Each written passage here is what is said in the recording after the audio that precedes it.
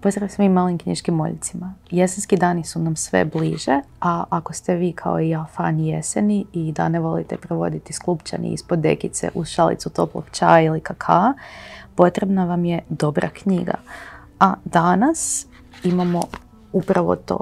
Slikovnica koju nam je napisala Briony May Smith, izdao Planet Zoe, a prevela Dunja Flegar, zove se Grga, praščić koji je slijedio svoj nos. A govori o mami veprici sa svojih 6 praščića, od kojih se najmanji i najnestašniji zvao Grga. Jednom davno u dalekoj šumi živjela je mama veprica sa svojih 6 praščića. Najmanji od njih zvao se Grga. Jednoga dana mama je objavila da je došlo vrijeme da krenu u svoje prvo istraživanje šume.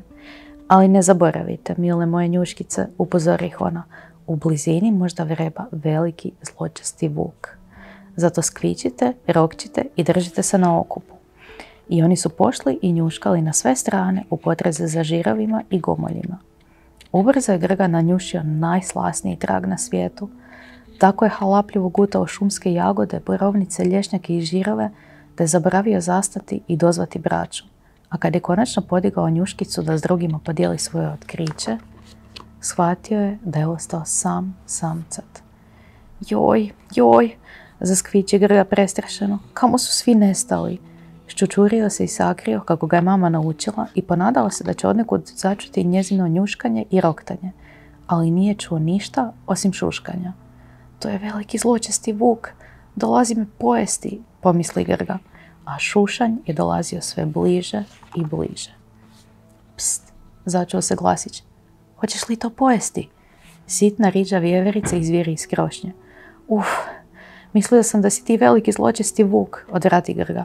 Slijedio sam ovaj slasni trag, ali sam se izgubio i tiho šmrcne. Vjeverica načuli uši.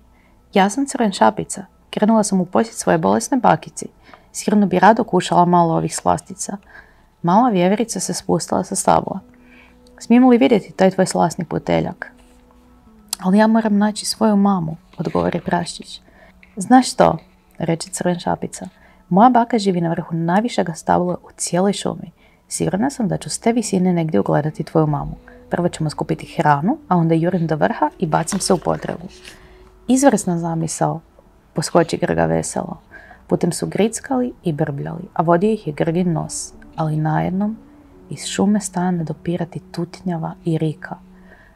Ako to nije tvoj trbuščić, Grga, prošapće Crven šapica, onda bi to jedino moglo biti režanje velikog, zločestog vuka. Zaskvičali su mališani i pojurili se sakriti u najbliži grm. Ondje nađu snježno bijelu mladu srnu u dubokome snu. Odahne Grga, nismo čuli režanje, bilo je to hrkanje. Vidi, trag lješnjaka i borovnica prolazi točno kraj nje. Možda je vidjela koga je ostavio. Vjeverica prodrma uspavanu srnicu. Pst, zacrkuta oprezno. Jesi li vidjela ko je ostavio ove tragove? Zdravo svima, ja sam Snješka, zjevne srnica. Što se dogodilo? Sjećam se samo da sam pronašla slasnu jabuku, a zatim mi se prispavao. Ovu ovdje, upita Grga i unjuši jabuku. Pokvarila se, vjerojatno ti je od nje pozlilo pa si izgubila svijest. Imaš izvrstan njuh, pohvali ga vjeverica. Grga je pucao od ponosa. Kad su izišli iz skloništa u lišću, Snješka se uznemirila. Ne vidim nigdje svoju obitelj. O ne, izgubila sam se. Ne brini se, utješi je Grga. I ja sam se izgubio, ali Crven šapica nam može pomoći. Zapravo i ne mogu, odvrati vjeverica. Izgubila sam iz vida bakino drvo. Svi troje zadrhte. Ipak Grga je brzo smislio plan. Barem smo zajedno, hrabrio Crven šapicu i Snješku. Ako nastavimo tragom bobica, možda naiđemo na onoga koji ih je ostavio i taj nam pomogne. I tako su odvažno krenuli naprijed. Kap, kap, kap, počelo je kišiti. Kakav peh, žalila se vjeverica. Hodali su mokri i pokisli sve dok ih trag lješnjaka i borovnica nije doveo do špilje obrasle mahovinom. Ne sviđa mi se ovo, zagrcne se Crven šapica. Možda je veliki zločesti vuk ostavio trag od bobica i sada unutra samo čeka da nas proždre. Grga pažljivo onjuši zrak u špilji. Njušim da je netko istinu unutra. 2 bića. 2 vuka, krikne Snješka, no krik je zaguše munje i gromovi. Mislim da ipak neću ostati ovdje vani, zacvili Crven šapica. tiho su se ušuljali u špilju. Grga je žmirkao dok su mu se oči privikavale na tamu. Unutra su 2 zečića, klikne Snješka. Špiljom odjekne prepirka.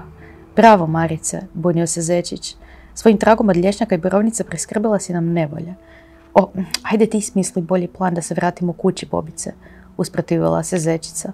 U to se šumom prolomilo jezivo. Au, bio je to vuk. Činilo se da nije daleko. Ovo je klopka, prešapti Crvenšapica. U nevolji smo, zavapi Snješka. Dok su se povlačili dublje u pećinu, Grga nanjuši nešto novo i odmah se ispuni nadom. Osjetio je blagi povjetarac koji je dolazio iz šume. Slijedite me, pozove prijatelje i krene za svojim nosom. Slijedeći Grgu u tami, svi su napredovali kroz nisku špilju sve dok nisu izišli na svjetlost dana. Hura za Grgu, klikne Crvenšapica. Nikad nismo sumnjali u tvoj nos. Grga je podigao njuškicu i pažljivo onjušio zrak. Ni traga vuku. Njušio je lišće, osunčane lokvice, a u daljini grdo srna i srndača. Ovuda, klikne Grga. Prijatelji pohite za njim i začas stignu do divovskoga stabla, a u njegovu podnožju okupilo se krdo zabrinutih životinja.